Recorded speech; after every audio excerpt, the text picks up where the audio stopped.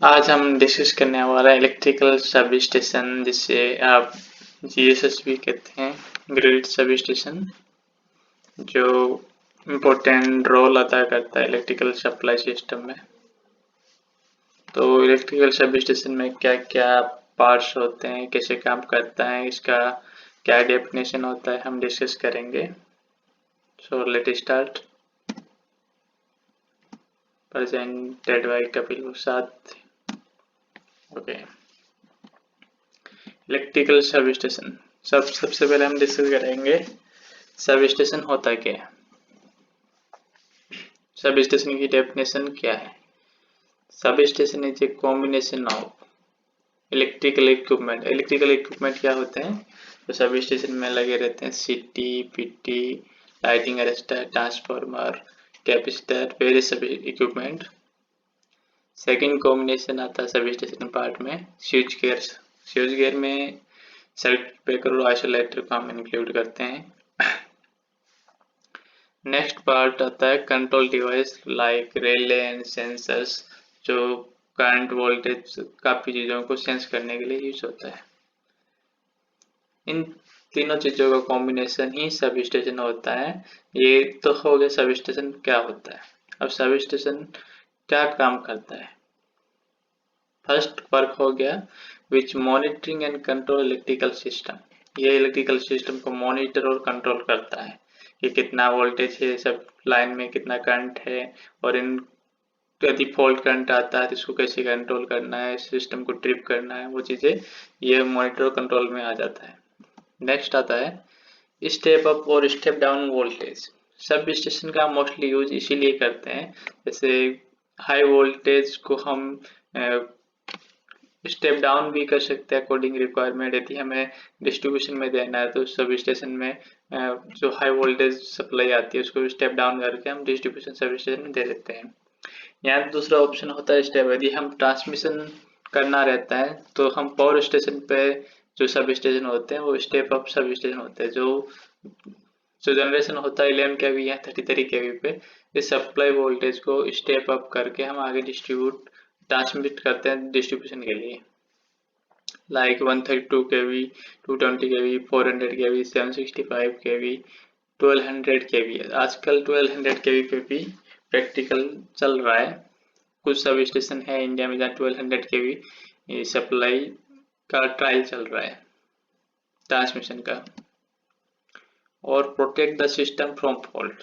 ये स्टेप और step down करने के लिए सब स्टेशन में ट्रांसफार्मर लगा होता है जो हाई वोल्टेज को स्टेप डाउन भी कर सकता है और स्टेप कम वोल्टेज को स्टेप अप भी कर सकता है। Protect the system from fault.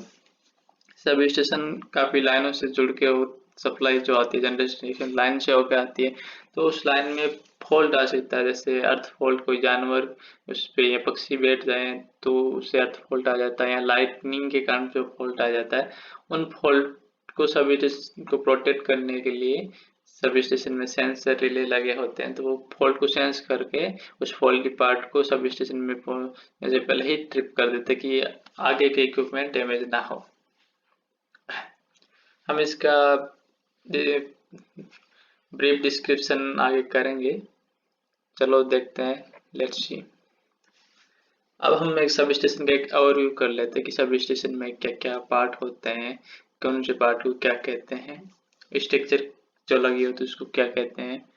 तो सबसे पहले जो जनरेटिंग स्टेशन होता है, wind wind wind generation station होता है, या सोलर सब स्टेशन भी हो, जनरेटिंग स्टेशन हो सकते हैं, थर्मल पावर प्लांट होते हैं। वहाँ से जो सप्लाई होती है वहाँ से जो सप्लाई होती है लाइन के थ्रू सब स्टेशन पे आती है। जैसे यहाँ विंड टर्बाइन है। जो सब स्टेशन में जो स्ट्रक्चर लगी होती है, ये जो स्ट्रक्चर आप देख रहे हैं, इनको गेंट्री स्ट्रक्चर कहते हैं। जो टावर लगे होते हैं इनको गेंट्री टावर कह सकते हैं। और दो गेंट्रियों के बीच में एक कनेक्ट करने के लिए जो स्ट्रक्चर लगी होती है उसको बीम कहते हैं। ये जो सपोर्टिंग कंडक्टर को सपोर्ट करने के लिए काम आती है, जो डिस्क इंसुलेटर के थ्रू आइसोलेटेड रहती है कंडक्टर से। और सब स्टेशन में मोस्ट इम्पोर्टेंट पार्ट है जो लाइन जहाँ एंटर करती है वहाँ मिलेगा एक इम्पोर्टेंट इक्विपमेंट, एल या लाइटनिंग अरेस्टर या सर्ज अरेस्टर कह सकते हो।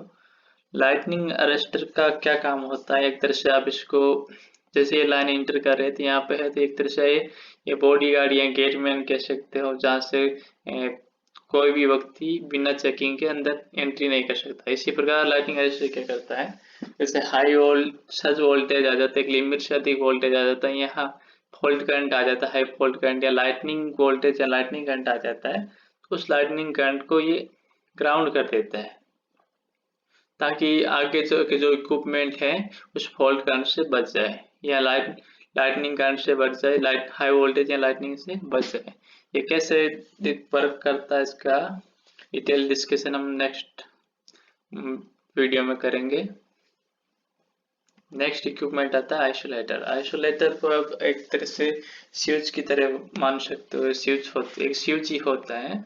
इसमें क्या होता है, जैसे हमें किसी पार्ट में मेंटेनेंस करना है तो हम ब्रेकर को ऑफ करके इसको इस एरिया में मेंटेनेंस कर सकते हैं, कि इस लाइव पार्ट को हम अलग करके उस दूसरे एरिया में हम मेंटेनेंस वगैरह कर सकते हैं।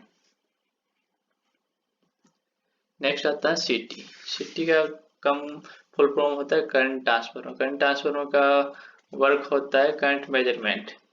और दूसरा, करंट ट्रांसफार्मर की जो करंट होती है वो रिले में भी जाती है, जो अंदर रिले लगे होते हैं पैनल के अंदर। रिले क्या करता है, करंट को सेंस करता है, और सेंस करते हैं यदि अनबैलेंस करंट होता है या फॉल्ट करंट होता है तो सेंस करके सिटी के आगे ब्रेकर लगा होता है, तो उस ब्रेकर के थ्रू उसको फॉल्टी पार्ट को ट्रिप करवा देता है। Next, circuit breaker. Circuit breaker को भी अब एक स्विच की तरह है, ये ऑन लोड स्विच होता है, इसको हम फिर दो कंडीशन में ऑपरेट कर सकते हैं। एक तो फॉल्टी कंडीशन में ऑटोमेटिक ऑपरेट हो जाता है, कि फॉल्ट आती है तो ये ऑटोमेटिक ऑपरेट होकर फॉल्टी पार्ट को अलग कर देता है, बाकी सिस्टम को मेन सेव करने के लिए, प्रोटेक्ट करने के लिए। और दूसरा वर्ग होता है, यदि हमें मेंटेनेंस करना है किसी एरिया में तो इसको मैनुअली ट्रिप करके उस एरिया को, लाइव पार्ट को हम अलग कर सकते हैं।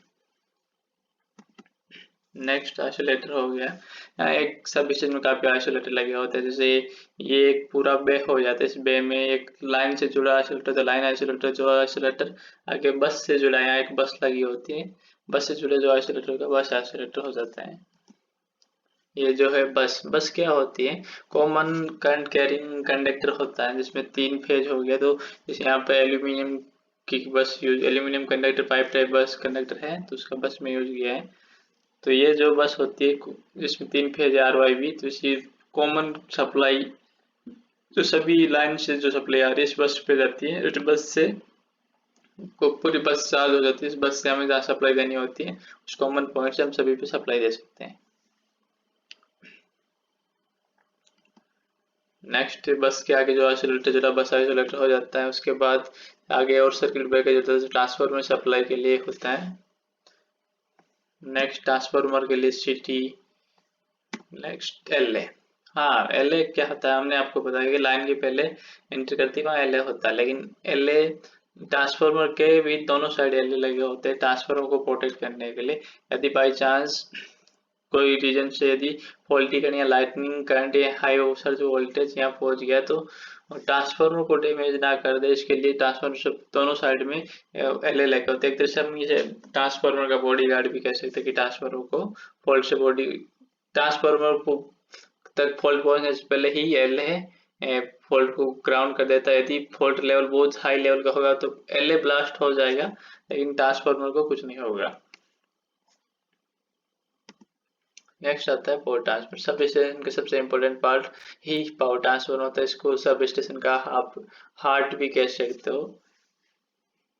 ये क्या करता है, सब स्टेशन में यदि जैसे ये सब स्टेशन जो आप देख रहे हो, एक स्टेप अप सब स्टेशन, यहाँ जो जनरेटिंग स्टेशन, यहाँ विंड पावर जनरेशन होता है, वहाँ से जनरेटिंग स्टेशन सप्लाई आती है। इस सप्लाई को ये जो सप्लाई आ रही है 33 kV है, इस सप्लाई को 220 kV में कन्वर्ट करके आगे भेजता है। सब ट्रांसफार्मर क्या करता है, 33 kV वोल्टेज को स्टेप अप करके 220 में करता है। तो ये 220 में करने का क्या रीजन है, कि हम यहाँ से ट्रांसमिट कर रहे हैं वोल्टेज, यदि ट्रांसमिशन लॉन्ग डिस्टेंस पे करना है तो हमें वोल्टेज बढ़ा के भेजना होता है। वोल्टेज बढ़ा के क्यों भेजते हैं, वोल्टेज बढ़ा के इसलिए भेजते हैं कि हाई वोल्टेज पे लॉसेज जो होते हैं, आई आर लॉसेज, वो जो लॉसेज होते हैं वो रिड्यूस हो जाते हैं। कैसे होते हैं वो हम डिटेल में डिस्कस करेंगे नेक्स्ट टाइम। उसके बाद different type isolator, PT isolator हो जाता है। ये एक पीटी होता है, जिसे हम पोटेंशियल ट्रांसफर कहते हैं। पोटेंशियल ट्रांसफर क्या कहता है कि वोल्टेज मेजरमेंट के लिए होता है कि हमें जो सप्लाई आ रही है आर वाई बी, 3 फेज होते हैं, उसको मार्किंग आर वाई बी से कहते हैं, रेड येलो ब्लू। तो इनमें जो सप्लाई वोल्टेज आ रहा है वो क्या वोल्टेज आ रहा है, जो पीटी द्वारा ही चेंज किया जाता है। पीटी हमेशा सबस्टेशन में पैरेलल में कनेक्ट होता है और सीटी हमेशा सीरीज में। जैसे तो एक कंडक्टर के दोनों साइड में सीरीज में सीटी कनेक्ट रहता है, पीटी पैरेलल में कनेक्ट रहता है। पीटी फेज और न्यूट्रल के बीच में कनेक्ट रहता है, ग्राउंड के बीच में कनेक्ट रहता है। नेक्स्ट है डीओ फ्यूज, जो स्टेशन ट्रांसफार्मर से जस्ट पहले डीओ फ्यूज लगे रहते हैं, जो ट्रांसफार्मर होता है। एक तरह से फ्यूज होता है, जो ज्यादा एक लिमिट से करंट ज्यादा होगा तो ये ब्लो हो जाएगा। ऑक्सिलरी ट्रांसफार्मर या स्टेशन ट्रांसफार्मर, जो ये जो सप्लाई आ रही है 33 केवी सप्लाई, इसको हम डायरेक्ट यूज नहीं कर, सब स्टेशन की जो ऑक्सिलरी सप्लाई उसके लिए हमें पी सप्लाई चाहिए, इसलिए यहाँ 33 केवी को 440 वोल्ट में कन्वर्ट करके देता है, जो हम ऑक्सिलरी सप्लाई के लिए यूज करते हैं। तो सब स्टेशन का इम्पोर्टेंट पार्ट होता है अर्थिंग। तो जो सब स्टेशन पे डिफरेंट नीचे अर्थ मैट बिछा होता है, ऊपर अर्थमेट होता है, जिसमें अर्थमेट को सभी अर्थमेट को अर्थपिट के थ्रू आपस में कनेक्ट करते हैं। अर्थपिट से सभी अर्थमेट काफी अर्थपिट से कनेक्ट रहते हैं। अर्थपिट 3 मीटर से घेरा होते हैं, जहाँ पे अर्थपिट बना के हम ग्राउंड से अर्थिंग लेते हैं। ये अर्थिंग को पूरे सब में अर्थमेट के थ्रू सारे इक्विपमेंट को हम कनेक्ट कर देते हैं।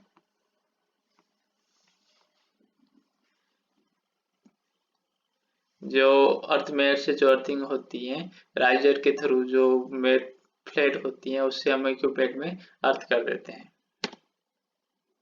अब नेक्स्ट पार्ट हम ये ग्रिड का डिस्कस कर लिए हैं। अब हम ग्रिड के अलावा सब स्टेशन में कंट्रोल रूम होता है, तो उसका हम ओवरव्यू कर लेते हैं कि कंट्रोल रूम में क्या क्या पार्ट्स होते हैं, क्या क्या इक्विपमेंट्स होते हैं। सबसे पहले रिले एंड कंट्रोल पैनल होते हैं कंट्रोल रूम में, ये जो आप देख रहे हैं। तो इसमें क्या होता है कि रिले लगा होता है, जो करंट सेंस करता है या फॉल्टी करंट को सेंस कर लेता है कि फॉल्ट कब आता है, उसी अकॉर्डिंग ब्रेकर को सिग्नल देकर ट्रिप कर देता है। और यहाँ वोल्टेज मेजरमेंट या कोई भी फॉल्ट आएगी तो इस अलार्म पैनल पे शो कर देगा क्या फॉल्ट आया है, क्या वो प्रॉब्लम है। और यहाँ इंडिकेशन लाइट्स रहती हैं कि कौन सी सप्लाई आ रही, डीसी हेल्दी है या अनहेल्दी है। यहाँ ब्रेकर का इंडिकेशन रहता है कि ब्रेकर ऑन है या ऑफ, यहाँ स्प्रिंग चार्ज है या नहीं चार्ज है। और ब्रेकर को यहाँ से रिमोटली ओपन क्लोज भी हम कर सकते हैं, यानी जो ऑक्सिलरी रिले लगे रहते हैं। इन सब का हम ब्रीफ डिस्कशन नेक्स्ट टाइम करेंगे। पीएलसीसी पैनल होते हैं। पीएलसीसी क्या होता है, पावर लाइन कैरियर कम्युनिकेशन। ये क्या करता है कि जैसे हमें एक सब स्टेशन से दूसरे सब स्टेशन में कम्युनिकेशन करना है, तो उसके लिए क्या करते हैं, हम पावर लाइन में हाई फ्रिक्वेंसी सिग्नल को इंजेक्ट कर देते हैं। तो सिग्नल को एक्सट्रैक्ट करने के लिए सब स्टेशन में आपने देखा होगा वेव ट्रैप होता है। वो वेव ट्रैप क्या होता है, हाई फ्रिक्वेंसी सिग्नल को वहीं रोक लेता है और उसे सीवीटी या सीसी कपलिंग कैपेसिटर के थ्रू हम पीएलसीसी में ले आते हैं। और ये प्रोटेक्शन के लिए भी आजकल यूज होता है। इसका ब्रीफ डिस्कशन नेक्स्ट टाइम करेंगे हम। आरटीसीसी पैनल, ये ट्रांसफार्मर के लिए रिमोट टेप चेंजर पैनल होता है। जो ट्रांसफार्मर में जो होता है कि टेप चेंजिंग करना है तो ऑटोमेटिक टेप ही हो सिस्टम रहता है, और रिमोट से हम यहाँ से टेप चेंज कर सकते हैं कि टेप पोजीशन नहीं थी, वोल्टेज फ्लक्चुएशन होता है प्राइमरी में, तो हम सेकेंडरी में वोल्टेज को उस अकॉर्डिंग चेंज कर सकते हैं। और ये टेम्परेचर वगैरह सब सेंसर लगे रहते हैं इसमें कि वाइंडिंग का टेम्परेचर क्या है, ऑयल का टेम्परेचर क्या है, सब सेंस करता रहता है। नेक्स्ट होता है NIFPS। NIFPS पैनल होता है, इसको हम कह सकते हैं nitrogen injection fire protection system. यह क्या करता है कि जो सब स्टेशन, बड़े सब स्टेशन होते हैं मोस्टली 132 के विषय पे जो सब स्टेशन होते हैं वहाँ पे फायर प्रोटेक्शन के लिए nitrogen injection fire protection system use करते हैं। तो पावर ट्रांसफार्मर के लिए वो क्या होता है, पावर ट्रांसफार्मर में अंदर यदि इंटरनल फॉल्ट होता है तो उस फॉल्ट को समय यदि कोई स्पार्क होता है, कुछ स्मोक वगैरह होता है, तो वो क्या करता है कि नाइट्रोजन फायर प्रोटेक्शन सिस्टम उसको सेंस कर लेता है और सेंस करके, जैसे अंदर सेंसर लगे रहते हैं पावर ट्रांसफार्मर, तो सेंसर की तरफ सेंस करके ये जो इसका फायर प्रोटेक्शन सिस्टम होता है वो सारे ऑयल को ड्रेन कर लेता है और उसके अंदर नाइट्रोजन इंजेक्ट कर देता है। ये कैसे वर्क करेगा पूरी डिटेल से हम नेक्स्ट टाइम डिस्कस करेंगे। नेक्स्ट होता है इसका diagram supervisor control and data acquisition system. तो ये क्या होता है कि पूरे सब स्टेशन को सुपरवाइज और कंट्रोल करने के लिए रिमोट लोकेशन पे या सब स्टेशन में भी एक सिस्टम लगा रहता है, उसे हम सेंस करते हैं। उस सिस्टम के लिए SCADA मॉनिटरिंग के लिए एक पैनल लगा रहता है RTU, रिमोट टर्मिनल यूनिट, और SS panel, sub station automation system. तो ये क्या करता है, RTU क्या करता है, रिमोट टर्मिनल यूनिट क्या होता है, जो सब स्टेशन में जितने भी इक्विपमेंट पैनल लगे थे उनसे डाटा को कलेक्ट करता है। सभी डाटा कलेक्ट होकर SS से लिंक हो जाता है। SS से हम ये रिमोट में भी इसके डाटा को भेज सकते हैं और SS से ये SCADA पैनल, SCADA मॉनिटर जुड़ा रहता है। यहाँ पे हम ये जो SCADA मॉनिटर जुड़ा होता है, SCADA मॉनिटर में हमें ये जो है single line diagram sub station का शो होता रहता है। सिंगल लाइन डायग्राम से हम देख सकते हैं किस जगह क्या वोल्टेज चल रहा है, क्या फॉल्ट है, क्या कंडीशन है, क्या कौन सी ब्रेकर ओपन है क्लोज, इसमें शो करता रहता है। नेक्स्ट सब स्टेशन में एक पैनल आता है fire protection and control system, control panel.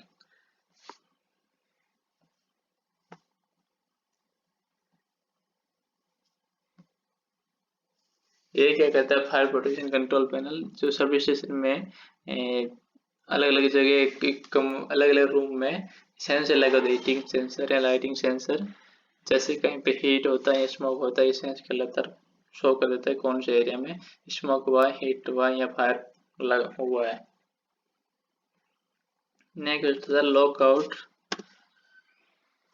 Station. Lockout station में डिफरेंट टाइप के लॉक्स या टैग लगे रहते हैं जो मोस्टली शटडाउन के समय यूज होते हैं। जब सर्विस शटडाउन होता है तो आइसोलेटर को लॉक आउट कर देते हैं, यहाँ टैग लगा देते हैं कि कौन सा व्यक्ति होता है जिस पर्सन ने लॉक किए हैं और टैग लगाए, टैग किए हैं।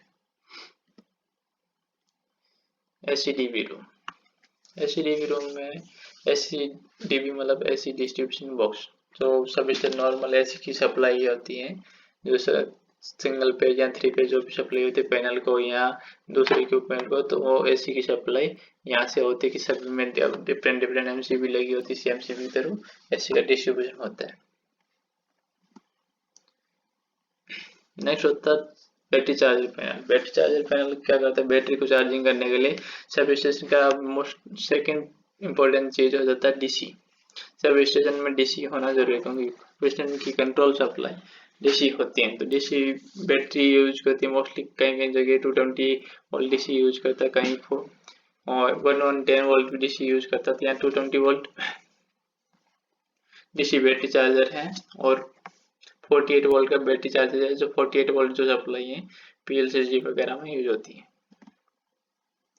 ऐसी लाइटिंग पैनल होता है जो सब स्टेशन में लाइटनिंग होती है उसको कंट्रोल उसको सप्लाई कंट्रोल करने के लिए ऐसी लाइटिंग पैनल होता है। डीसी इमरजेंसी, यदि लाइटिंग ऐसी चली जाए, ऐसी ऑफ हो जाए, इमरजेंसी में डीसी लाइटिंग पैनल होता है जो डीसी की लाइटिंग के लिए यूज होता है। नेक्स्ट है बैटरी रूम। बैटरी रूम में क्या है, आजकल डिफरेंट टाइप की बैटरी जो होती हैं, कुछ सॉलिड टाइप होती हैं, कुछ ऐसी लेड एसिड वाली होती हैं।